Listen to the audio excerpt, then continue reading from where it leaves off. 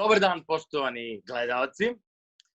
Velika mi je čast da danas u Muzikon online razgovorima ugostimo našeg najvećeg i najuspešnijeg violinistu Nemanju Radulovića. Ćao, čao. Ćao, jesi dobro? Ej, pa znaš šta, dobro sam, visok jesam, ali najveći nisam. Čekaj, ne. Dobro, hoćemo iz početka, kao, znaš. Ajde. Ne moramo iz početka, ali interesantno, ja mislim da to poštovanje koje imamo jedni prema drugima tamo, barem od kad smo bili klinci, da li to bilo sa Tićom i Senom, sa Macom Špengler i sa raznim drugim kolegama iz klase, da. Stvarno jedni od drugima mislimo najlepši. Ono što u klasi jesmo imali u onom periodu jeste da je Dejan zaista naučio da nas, kako jedni druge da zavolimo i kako jedni druge da bodrimo. Da se poštujemo, da, i da se bodrimo, evo, da, i toliko godina kasnije, jeste. Kaži mi, kako si u Parizu, si kažeš, jel si dobro? U Parizu sam, super sam, ja verujem kao i svi drugi muzičari, sa jedne strane dosta čudan osjećaj, a sa druge strane meni ovako nešto baš prija, zato što potpuno vežbam. Verujem da nisi skoro imao priliku ovoliku pauzu da napraviš to svakako. Pa jeste, u stvari nije to toliko pauza od muzike koliko je od svih tih nekih stvari koje, mislim, znaš i sam kada kreneš na turneju, pa onda jedan kofer, pa zaboraviš ovo, pa moraš da ideš da kupiš nešto i tako u krugu. Ali prije, zato što da vežbaš na potpuno drugačiji način, imaš vremena da radiš sve one stvari koje nisi imao si želju. Da. I to je to. Lepo, divno. Ja još jednom samo da ti se u ime svoje i u ime cele ekipe mog ansambla zahvalim što si izdvojio vreme malo da razgovaramo. Skupili smo neka pitanja koje smo mislili da bi mogla da budu interesantna za neku tu našu publiku koju imamo. Tako da, evo, ja ću sad da te pitam, ako nešto ne valja, praštaj. Ba ne, ja da dam što interesantnije odgovore. Vidjet ćemo. Ajde, vidjet ćemo. Ne, u tebe nekako verujem, u sebe još uvek ne, ali ajde, da se nada umire posljedno. Evo, ja bih počeo jedno pitanje koje je možda i meni negde najinteresantnije od ovih koji smo spremili. To je kako ti sa te pozicije, ja te i predstavljam onako kako i mislim, najuspešniji naš violinista je umetnik koji je već dugo na nekom, u samom vrhu te neke naše scene. Pa me interesuje kako ti imaš neki pogled na poziciju klasičnog muzičara u savremenom svetu. Pa mislim da se ništa toliko nije promenilo. Onako kada pričaš sa nekim starijim kolegama, vidiš da su svi konstantno imali te neke vremenske promene, da kažem, promene u vremenu i adaptacija samog muzičara je trebala da se desi. I mislim da to i treba tako da bude. To samo je dokaz da smo živi. Naravno, inspiracija je uvek, bar meni, bila svi ti, da kažem, i stari snimci i sve te veličine, mislim, umetničke koje su, sa kojim smo živeli, znaš, od nogu. Ali sa druge strane, ima toliko isto mogućnosti koje se dešavaju, da li to bio način sviranja, da li to bio nekako da nađeš rešenje za neke možda za nas mnogo bitne stvari, za širu publiku bi to bilo sasvim banalno, ali ja sigurno znaš osjećaj kada pronađeš neku boju koju osjećaš unutra, a onda ti i današnja tehnologija i način življenja i sve to omogući da dobiješ to što zaista osjećaš. Tako da ne znam šta da ti kažem. Mislim da se ništa to toliko nije promenilo, da je to konstantno u nekom procesu. Što se repertoara tiče, što se načina sviranja tiče, što se tiče neke mode, da kažem, da uglavnom kada se nešto svira u Njujorku, onda to posle pređe na Berlin, pa na London, pa na Pariz i u krug, onda na ceo svet i tako se kreiraju sezone. Možda je manje kreativno, da kažem, ali mislim da svaki umetnik ima prostora da radi i da stvara ono što želi. Interesuje me da mi kažeš nešto oko tog odnosa, imidža i samopromocije naspram veštine i talenta, s obzirom da ti uspešno balansiraš ta oba sveta, da kažem. Da li imaš neki savet za klasične muzike? Pa ne znam, mislim da je najbitnije za umetnika da pronađe nešto u sebi, što može da ispolji, da li to bilo kroz imidž i naravno kroz muziku, prvenstveno, zato što smo muzičari, ali kada sebe pogledaš u ogledalu u odnosu na repertoar koji sviraš i u odnosu na to šta želiš da podeliš sa publikom, mislim da je bitno isto da si u dobroj fazi, znaš, da si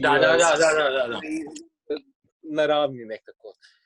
Sada, mislim da to je apsolutno nebitna stvar u samom muziciranju, znaš, u samom stvaranju muzike. Ali je, ne znam, bitno je da se dobro osjetiš u svojoj koži kada izađeš na scenu i da ti je sve onako potaman, da bi bio sasvim slobodan, da bi mogao da izneseš nešto što je istina, ono što osjećaš u sebi. Da, još iskrenije da možeš da... Da, jasno. Ne znam, ja to tako osjećam. Sa druge strane, znaš, juče je bilo interesantno, zato što smo imali neku ovde emisiju, direktno je bilo je nas nekoliko muzičara i sada, naravno, to je pitanje oko imidža prvo bilo, pošto uglavnom to ljude interesuje kao da je to nešto najbitnije. Sa druge strane, zaista nije. Da. To mi jeste lepota da smo svi nekako različiti i da jednostavno tako se predstaviš sebe ono kakav jesi, takav si. Mislim, ja ne mogu mogu da se ofarvam u plavu i da skratim kosu i da postanem, nemam pojma, da belim kožu ili nemam pojma šta. Da. Uopšte nije nekako cilj mog bića. Da, ali svakako da, kao što si rekao, imidž jeste važan, jer kao klasična muzika ne privlačimo, čini mi se da se ne privlači samo po sebi toliko ogroman broj ljudi, ne privlači kao, ne znam, pop ili bilo koja druga vrsta neke muzike, ali s druge strane, mislim, jako je bitno da ovo što si mi rekao, u stvari mi se mnogo sviđa da je to taj moment da bi izgovorio to sve iskreno što osjećaš i na čemu si radio, moraš da se osjećaš dobro. I onda tu, ako ti frak ne leži.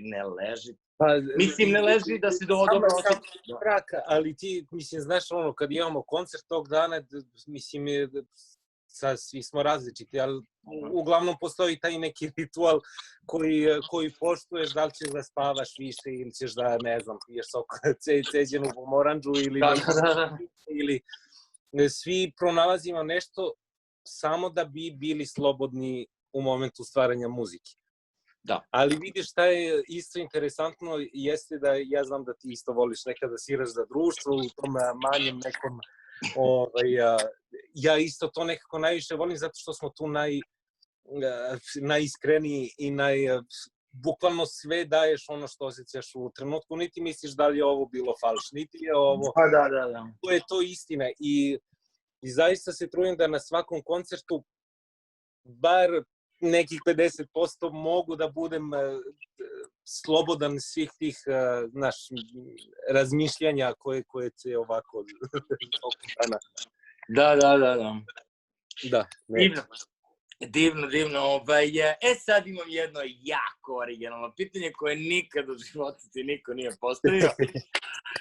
Kako si se odlučio da ti sviranje bude profesija? Da li se sećaš tog trenutka kad je prelomilo? Pa to je bilo, ja mislim, još u Beogradu, kad smo bili klinci, meni je to, ja sam to zaista doživao kao posao, ne znam, ne posao, ali, znaš, svi smo se zezali, svirali zajedno i meni je to bilo podjednako važno kao da ići na časove, nemam pojma. Ja sam uglavnom išao u muzičku školu, vanredno sam završio osnovnu školu. Da. Kao mnogi od nas. Ne znam o čemu govorim, da. Tako da, ne znam, prirodno je to išlo, Da, ne znam šta da ti, da. A kada si počeo da živiš od muzike? Pa kada sam došao u Francusku. To je 2000... Sad sam imao 2000, da. 2000, tako je. Da. Prvo je krenulo od metroa. Pa jeste, svirali smo sa sestrama. To je najgore u stvari bilo ko će da nosi stolicu za čelo, pošto su nigde svirali čelo.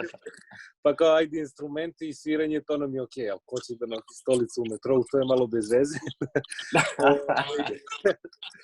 Ali smo i to izgurali i znaš šta, ja sam to doživio na početku možda malo čudno, onako, bilo mi je neprijatno da siđem dole i da sviram, a sa druge strane, posle par dana, probao sam stvarno da doživim to na isti način kao što smo svirali svakog ponedeljka i četvrtka u kulturnom centru ili u galeriji Sanu ili na Kolarcu. Znaš, mi smo tamo konstantno svirali i mi smo tu najviše i učili u stvari. I na časovima naravno, ali nekako kad si na sceni i kada sviraš pred drugim ljudima, desi se onaj moment da ti dobiješ mnogo veću snagu i samopouzdanje da bi mogao neke stvari da izneseš. Tako da sam to u metrou isto tamo sam ispremio prijemni za diplomske. Presviravao, znaš. Pa da. I onda je posle na konzervatorijumu krenulo da prvo tu neki, što se kaže, tezge po nekim orkestrima, pa posle prvo solo sviranje, drugo i onda je to tako krenulo, kamerna. I posle su bila ona takmičenja koje su isto donela, znaš, isto neke mogućnosti da ti se otvore vrata za kasnije, za neke kontakte sa menadžerima i tako dalje, i to je tako krenulo. Sjajno. Sad kad si pomenuo takmičenja, setio sam se dve stvari. Prva je, seća se 98. čini mi se da je bio Lipicer tvoj, i seća se, mi smo bili sa Dejanom u Novom Bečeju i samo je stigla vest, Nemanja ušao u finale, Stanko Marić, ne znam, Milošević, sestre, ko je tu još bio, onda smo proslavljali celu noć Nemanjino finale. Divno, toga sam se setio, a setio sam se još jedne stvari, ali ne sada, nego pre neki dan, setio sam se, Suzuki je imao, naš drugar Dragan Đorđe Suzuki, je imao tvoj snimak i Hanover takmičenja.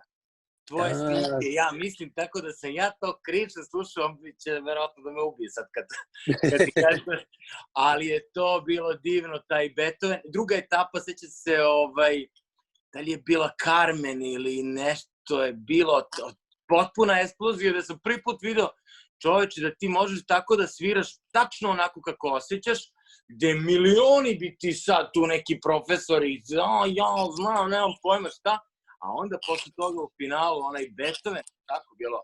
Da, Beethoven. Onaj drugi stav, čoveče, kao jedna linija, stvarno, tad sam shvatio, mi se nismo videli, bili, nismo imali kontakt od neke 99. ja mislim. Pa jeste, da. A ovo tako je bilo 2003. Tako, 2003. I seća se da to bilo kao, wow, kakva ekskluzija, stvarno, baš sam oduševio sam se, bio to mi je, evo vidiš, 20 godina kasnije, Jo, to već, da. Ovo je ostalo mi je divno, Pa stvarno. hvala ti, Mišo. Ne, ali sećam se u tom periodu ja sam radio sa Fontana Rozom ovde na konzervatorijumu. Da. I taj čovjek je pravi umetnik. On apsolutno, mislim, on je super violinista i sve apsolutno prošao i kroz diskografiju i kao koncertmajstor u operi i u nacionalnom ovde u Francuskoj i kao profesor i kao solista, ali njegovo sviranje je zaista umetničko sviranje. Za njega ne možeš da kažeš da je violinista, zato što čuješ apsolutno sve instrumente, možeš da vidiš slike, možeš da vidiš razne neke scene iz filmova, ali on takav stav prema životinjima, prema ljudima i seća se da je baš za to takmičenje ja nešto nisam par nedelja pre toga rekao kao neću dobio neku upalu tetiva. To je bilo samo od stresa, ja mislim da je meni u glavi da ja izguram da tih nekoliko etapa i taj program, da li je dovoljno spreman, znaš i sam kako se to može da stres kako se stvori u sekundi. On mi samo rekao, pa bez veze ako si do sada vežbao, mislim, bez veze da ne odeš, znaš, kao bukvalno nedelju dana pre. Tako da sam ja otišao i nisam znao šta će stvarno da bude. A i druga stvar koju mi je rekao u žiriju, ima 11 ljudi, recimo. Tako da nemoj da se fokusiraš na njih. Da. Što imaćeš 11 različitih mišljenja. Svi će to drugačije doživjeti. Ono što je najbitnije jeste da se fokusiraš na publiku, bez obzira što svi kažu da na takmičenju ipak treba čuvati neku formu i tako da eto, on mi je otvorio neka vratanca i pogled na život na potpuno drugi način. Da, divno. Velika sreća da ste se sklopili za sve nas, stvarno. Dobro, sad idemo dalje. Koje si... Čekaj samo sekund. Stop. Pa treba ne vidim. Stari se. Vi ovo setite posle, mislim, mi pričamo... Pa da, oni će da edituju valjda. Morat ću. Aha. Ok, ovo je... Sviđa mi se ovo pitanje. Sa kakvim si se izazovima sretao, da nam kažeš nešto o tome, i kakve kompromise nikada ne bih pravio? Ovo stvarno ne znam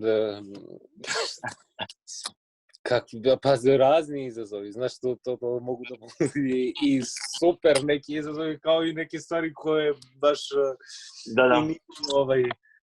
ali sad ne mogu da se stvarno setim nečeg, da mi je, izazov mi je, na primjer, bio kada moraš da spremiš nešto u kratkom vremenskom periodu, pa kao da li ću uspeti sve. Mislim, dobro, ti uvek možeš svoju deonicu da naučiš, ali da li ćeš celo delo zaista da doživiš i da će to da prođe kroz tebe, to ne znam. Tako da, eto, da kažem da je to jedan od većih izazova koji je konstantan u našem poslu, a kompromis... Koje pitanje je bilo? Koje kompromise nikada ne bi napravio? Da li postoji nešto preko čega prosto ne bi... Pa sigurno postoji, mislim da kao i svi... Bolje da ne pričamo. Ne, nije da ne pričamo o tome, nego, mislim, ne znam, da svaki put kada dobijem ponudu ili kada ja isto postavim pitanje nekom da li eventualno za neku saradnju ili to, znam kakav odgovor može da bude ili da ili ne. Tako da, eto, to onda lakše isto živim sa tim, zato što osoba koja ti postavlja pitanje, ona mora da zna da odgovor može da bude i da i ne. Tako da, znaš, to je kompromisa tiče. Da, a kaži mi, da li možeš nešto da izdvojiš kao najveću grešku u karijeri? Jednu jedinu ne mogu, ali bilo je dosta. Mislim, i pogrešni ljudi nekad nepoverenje kod nekih ljudi kod kojima treba da veruješ od samog starta da bi ti bilo lakše odmah. Isto pogrešan repertoar u pogrešnom trenutku, kada misliš u stvari da ti sve najbolje znaš, ono kad si teenager i kada misliš da je svet tvoj. Mislim, ima i tu dosta pozitivno od toga, ali nije ipak najbolje. Tako da bilo je dosta grešaka. Isto poverenje u neke ljude koje mislim, u profesionalnom svetu. Da. Mislim na menadžere, na primjer, bez kojih ne možemo da živimo, a sa druge strane, čini mi se da u današnje vreme ima mnogo toga što se preokrenulo. Ranije je bio umetnik taj koji je nekako bio pokretač svega toga. Sada je obrnuto. Sad moraš da imaš dobrog menadžera da bi se sve to nekako pokrenulo. Da. I tako, bilo je dosta grešaka. Da, ali hvala Bogu učio si kroz njih, tako da shvatiš da ne može, pogotovo ako se neke greške ponavljaju nekoliko puta, znači da onda zaista nisi naučio lekciju i onda jednom kažeš, dobro bre, vreme je bilo da shvatim neke stvari i da mi se to više ponavlja. Pa kao i na sceni, znaš i sam kad napraviš kiks, sledeći put kada sviraš ili misliš na to, pa ponovo napraviš kiks, ili kažeš, dobro, tada znam da sam to napravio i idem sada dalje i to mogu, to je tako. Pa da, škola, divno. Sad, interesuje me jedna stvar, kakva kod tebe pravi razliku kada sviraš na ta razlika između u stvari instrumenta, tipa kad sviraš na instrumentu od, ne znam, nekoliko miliona ili kad sviraš na on, da li ti tvom uhu kako te tačno, kako sad ovo da kažem, kad bi bio novinar, moj Nemanja, kad bi ja bio novinar, gde bi meni bio kraj. Interesuje me, ajde, čekaj ovako da vidim, lepo sam ga formulisao tamo na kompjuteru, a sad ne vidim ga. Pa dobro, zapravo, pitanje bi bilo ovako, kakav ti je tačno osjećaj kada sviraš na violini, eto da kažem, od nekoliko miliona, ili kada sviraš na nekim manje skupocenim instrumentima, da li to kod tebe lično pravi neku veću razliku i u principu oko toga, ako možeš nešto da mi kažeš. Pa ne znam da li je povezano sa koliko košta instrument. Ali je bitno da nađeš instrument koji odgovara, bar meni. Imao sam prilike da sviram i na jednim i na drugim violinama i trenutno sviram na instrumentu koji nije najvredniji, ali se mnogo bolje osjećam i mogu da proizvedem bar, ne znam, nekih 10% onoga što želim da čujem, što čujem u svojoj glavi, pa da to izađem. A ranije, sećam se, svirao sam na jednoj violini, ona je bila baš skupa, jedan Galliano, i mučio sam se bukvalno godinu i po dana. Imao sam prava da zadržim i duže tu violinu, ali sam je vratio. Zaista sam imao problema sa rukama. Možda je to i nesvesno isto pravilo rizik veći u mojoj glavi i tenziju. Znaš, kao ako se nešto desi o violini. Da. Odgovoran sa druge strane, nekako nisam mogao uopšte da pronađem dušu tom instrumentu. To ne znači uopšte da je to bio loš instrument. Da, jednostavno niste sklopili. Ne, pa bitno je, mislim, kao i sa ljudima, tako da ne pravim veliku razliku, što se, mislim, tu novčanu vrednost, to ništa ne znači. Pa da, meni se desilo jednom, da ti kažem nešto, Roman, nešto smo svirali koncert sa Romanom, kad smo svirali u kvartetu, i kao, ajde, važan je bio koncert i on mi nabavi nekog Stradivariusa, ja ne znam. I ja dolazim, prva proba, oni su mi to, pošto sam spavao, naravno, u Londonu smo bili, možda zamisliš provoz kasno, ja spavam, oni mi krišom uneli, ja se budim, violine, znaš, ispred mene, i ja je uzmem i kao, ajde da je probamo, ajde svi zajedno, ja sedam na probu, znači, treperim, znači, Stradivarius, nikad ga nisam video, kamoli svira. Prva stvar, ovako kako sam stisao, krcne mi podmetač. Tog trenutka sam izgubio svaku želju za svirkom, nemam tu više... Tako da se ja, recimo, nisam imao dobre iskustvo sa tim dobrim instrumentima, znaš. Ne, ali lepo je ovo što si rekao, da prosto kao i sa, ajde da ne kažem ženama, ali sa ljudima, uopšte neko ne mora da je bogat da bi se sklopili, nego prosto treba da se sklopi. Divno. Kaži mi jednu stvar, interesuje me jako. Evo sad iz ove pozicije koje ovako izgleda lepo, gde se vidiš za nekih 10-15 godina, kako zamišljaš kako bi voleo da stvari rade za 15 godina?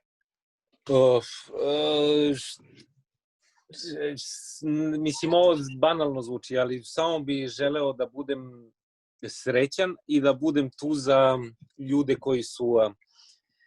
koji su tu za mene. Stvarno, to mi je, što se profesije tiče, nije da nemam želje. To bi isto zvučalo, mislim, potpuno nelogično. Imam naravno želje, ali nemam više toliku želju da sve želje moraju da se ostane. Nekako mi se to sve smanjilo i, kažem ti, ona najbitnija mi je da budem srećan, da budem dobro u glavi i da mogu da budem sa ljudima, da sviram sa ljudima isto koji vole muziku na isti način, to mi je to sebe tako. Znači, ovako nemam, da kažem, neke prevelike želje što se karijere tiče. Aha, pa dobro. Dobro, kaži mi, da li ti se nekad desi da dođeš do toga da ti ni sviranje, ni to više nema toliko smisla, tako da kažem. Da ne kažem onako kako bi ga ja rekao. Pa da. Ne toliko često, ali desilo se. Desilo se nezasićenje? Pa jeste, bio baš u tom nekom tinejdžerskom periodu. To se sećam da još, možda je to bio i pritisak toga što smo mi kao porodica da izašli iz Juge tada, pa došli na novo mesto, pa smo krenuli studije sa sestrama i sve to, i onda je to sigurno bio neki pritisak da ja oko 15. godine više kako vidim violinu, tako mi bude muka, znaš. I onda sam pričao sa mojima i onda su mi rekli da u svakom slučaju, mislim, ništa nema na silu, znaš. I čini mi se da to njihovo razumevanje koje su mi ukazali, to mi je samo ovako skinulo ceo taj tren. A kasnije, desilo se par puta ono kad si preumoran fizički, pa sad moraš da uzmeš pa ti se ne svira, onda bolje ni ne uzimam instrument. Ali ono što je u stvari lepše jeste da mi se desilo da u mnogim situacijama kada nisam imao neki balans, niti psihički, niti fizički, kada učim instrument, tu nema pričanja, nema reči, znaš, to je samo muzika i samo izlazi iz tebe i onda mi to bukvalno došla kao terapija sa psihologom. Evo ovako, za kraj, da ti kažem da si veliki car, što si izdvojio vreme da razgovaramo u ime Muzikona, a u moje posebno ime, želim ti i tebi i tvojoj porodici dobro zdravlje, puno uspeha na svim planovima, da ovo kako si odgovorio za tih 10-15 godina kasnije, da tako i bude. I hvala ti do neba, baš mi je prijalo ne samo ovako kao razgovor, nego ni nas dvojica se nismo bogovi baš dugo čuli. Tako da nadam se da će i naši izgledi hvala ti, puno pozdrave isto svim muzičarima u orkestru i stvarno je super. Nadam se da ću jednom i uživo da vas... Hvala, to sam ja hteo da kažem. čuo sam samo najbolje utiske i sa strane publike i sa strane organizatora i sa strane umetnika, tako da vam želim puno sreći da tako nastavite. Hvala, evo i ja da poželim nama da se sretnemo i u tim ulogama. Divno bi bilo da poželimo. Baš divno. Hvala ti, Nemanja, puno, sve najbolje. Hvala, Mišo. Sve najbolje. Ćao, pozdrav. Ćao.